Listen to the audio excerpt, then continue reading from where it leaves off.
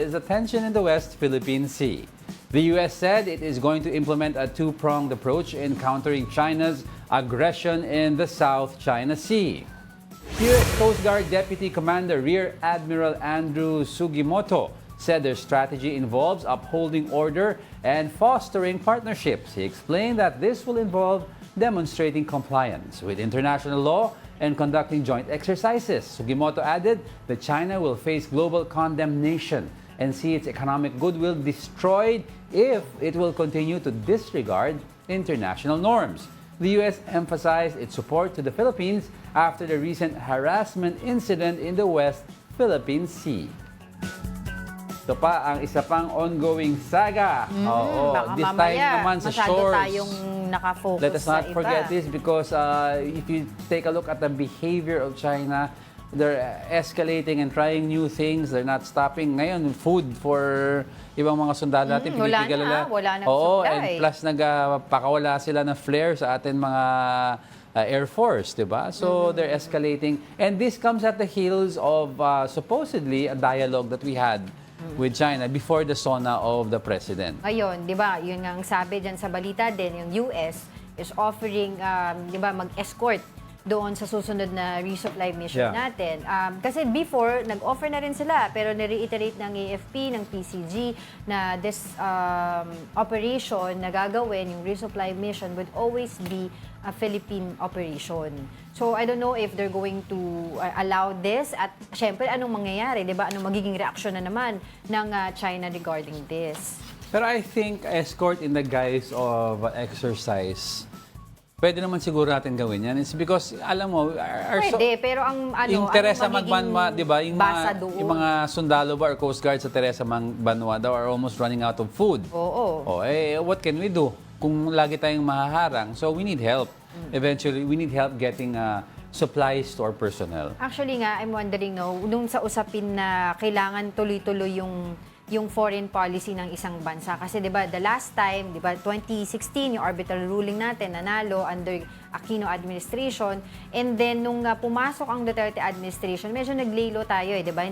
Sinabi nga, if you can remember, sinabi ni former President Rodrigo Duterte, itong ruling ng yung arbitral ruling sa The Hague merely a piece of paper, 'di ba? At merong mga usapin na may mga gentleman's agreement, etc. We did not plan. We could have leveraged this. So tas ngayon, yun ang pinalalaban natin under Marcos If you remember kasi administration. the Hague ruling came at the heels of the inauguration of PRRD 2016. Yes.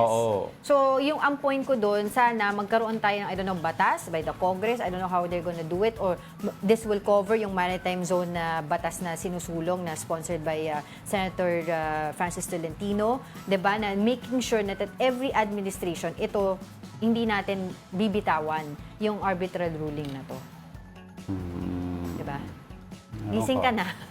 Then I understand. I'm just saying kasi baka mawala sa atin in a sense na hindi na nagagamit or hindi natin we're not upholding it. Kasi pero depende kasi, sa administration. Ang precedence kasi natin is that's why we vote in every administration, we vote in a new president.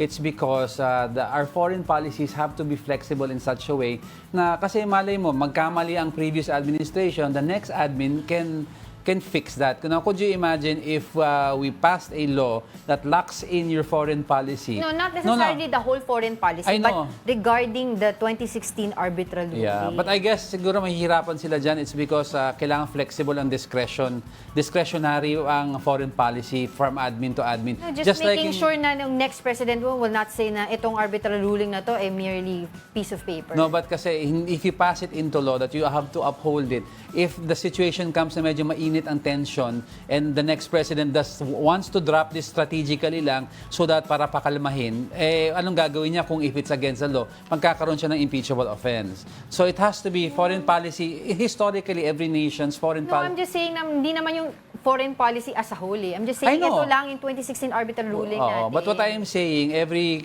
administration in foreign policy, whether as a whole or in bits, is left up to the president. There's a basic guide lang and premise for every administration they go by.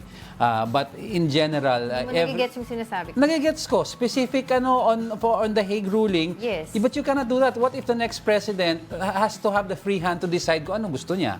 Hindi. Kaya nga hindi nga pwede kasi Ay, ang hindi. nangyayari, nagiging ano tayo eh. Then you're lang tayo. curtailing the power of the president, the office of the president. Hindi. This is just While for we might, the 2016 while the law not might, the whole foreign while the law may be harsh, nonetheless, it is the law. The president has to have also the free hand to implore his own policy. Oh, Hindi come on, yan. you know that's Let's the truth. just agree to disagree. Hindi ka na makasagot. Ano hindi ako makasagot? Sabi lang ni Direk, we have to move forward. Pero hindi pa Could you rin imagine, tatakbo ako president, sabihin sa akin, hindi nyo po pwede gawin yung Hague ruling, wala kang magagawa kahit Ano ayaw hindi mo. pwede gawin ng Hague ruling? No, hindi mo pwede tanggalin yung Hague ruling sa one of your platforms. Kailangan gamitin mo, you Ano implore one of it. your platforms? No, you're saying... Yung parang sinasabi mo lang, 'di ba? Yung Hague Bale na. ruling, parang yung kay Duterte, 'di ba? Huwag mo sasabihin na mere piece of paper lang 'yun. that's his opinion eh. Ay no, kaya nga hindi mo nagigets yung sinasabi ko. Alright, let's Hindi mo move rin forward. nagigets sinasabi ko. Ay nako.